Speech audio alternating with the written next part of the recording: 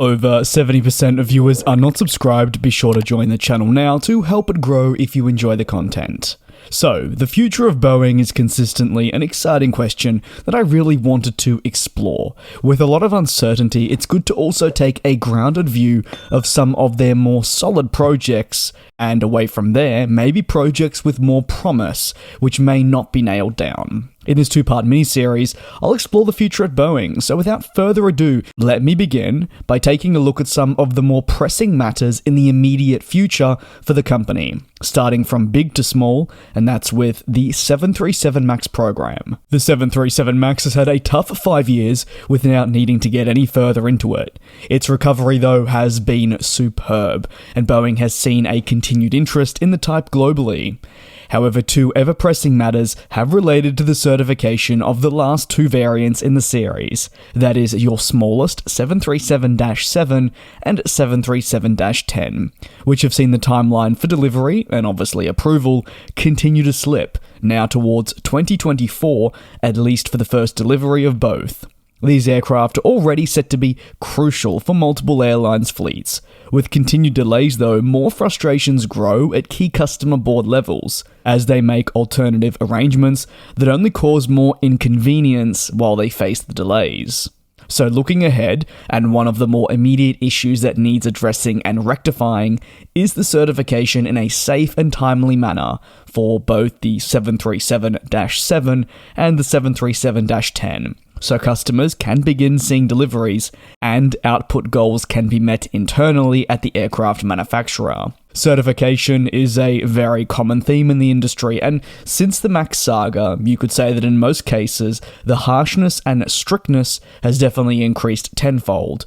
While today's coverage is on Boeing, I'll be looking at publishing another couple of videos on Airbus and the problems themselves trying to certify their upcoming A321XLR. So it is a very much industry-wide niggle that is harder to move past, and especially on time.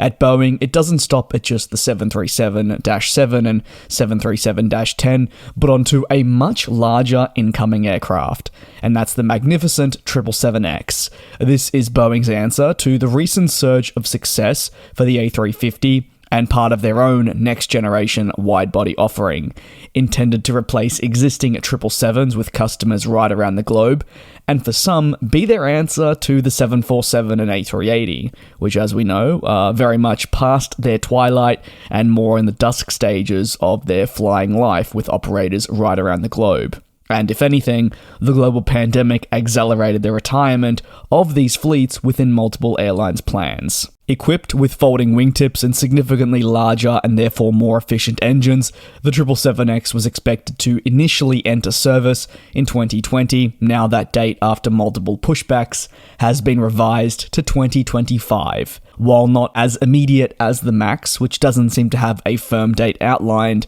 the 777X certification is essential to the long-term success of that program, and to fulfill the needs of carriers that are making retirement plans, among other vital decisions as they anticipate the aircraft. However, for the 777X's certification plans, according to the latest reports that have emerged in the past couple of months at the time this video is going live, this is very much subject to change. As you know, the industry can change in a blink of an eye. It seems to be that the plane is on a clear path now and should make that 2025 date.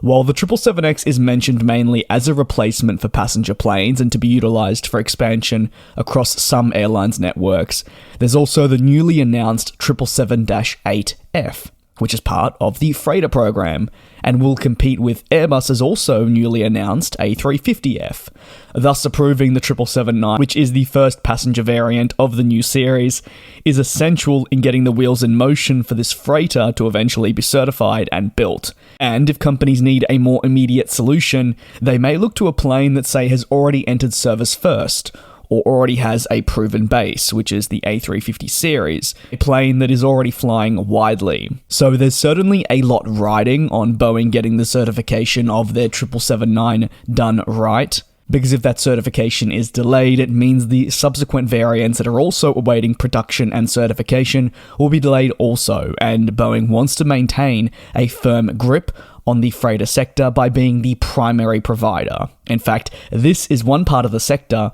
that they're definitely far more ahead of in comparison to Airbus, and they want to keep it that way. And the next topic definitely relates to what I've been mentioning throughout this video, and that is the competition from Airbus. I often provide the analogy to people who may be new to the industry regarding manufacturers' positions. Well, it's very much like supermarkets. Yep, it does sound very silly saying it like that, but I put it very simply that one chain may have its time in the sun, and then there'll be a switch. After a certain period, the chain that was leading first will re-emerge, and it's very similar in the aviation industry, and for that matter, probably any other sector. Boeing had the crown for a very long period before issues saw them dethroned by Airbus. However, Boeing's mission is to find ways to retake that crown in the coming years. How and when that can be achieved is dependent on a lot going right, but it is still an overall goal, as any company in the space would be attempting to achieve. You don't want your competitor leading you. Certification of the remaining MAX variants will no doubt significantly aid them, and keeping any problems away from other programs is another step in the right direction. But there's still more work to be done. The past few years have been pretty troublesome, and I don't want to get too much into it, as you probably already know the full story. But the consensus is, as best described by the Boeing Chief Financial Officer, Brian West, that they're in the midst of a slog to work towards fixing all the past mistakes seen at the company. And it's not an easy feat, and it doesn't come overnight.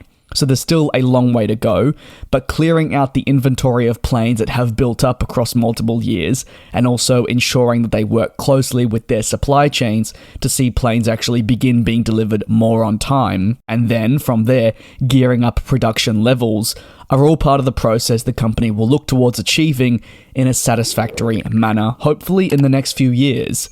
That will mean what happened in the past truly remains in the past, and they can move ahead with being a company that they're proud of. After that is solidified, bigger discussions on future programs can come back into the limelight, and that's where the second part of this two-part, if you will, mini-series will head, detailing some of the future projects, discussions we've seen, potential rumors, and more surrounding the Boeing company, looking ahead for future decades.